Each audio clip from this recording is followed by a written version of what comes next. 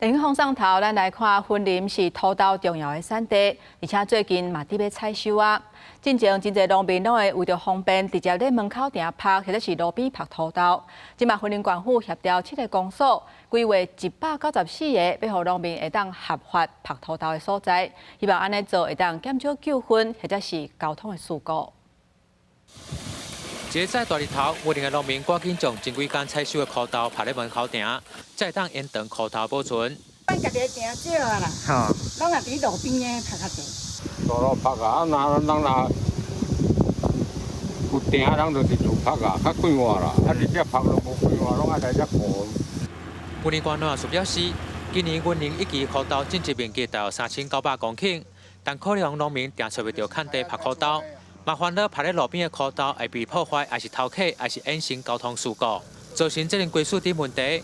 农业署协调乡镇公所规划合法拍场，希望会当协助农民解决问题。啊，你无共政策，啊人要过，你想要过，当然咱会尽量卖啊。机械化的干燥机尚未普遍落实的过程呢，我们为了配合农民的需要，我们在协调了7个乡镇194处的庙埕或是门埕，或是较少人出入的道路设置晒花生场，那让我们农民可以安心的晒花生。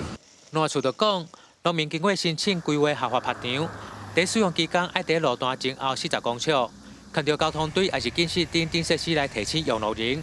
而县府嘛会将合法拍场的资料提供给警方，例如河龙专案巡逻路线，以保障农民权益和用路人的安全。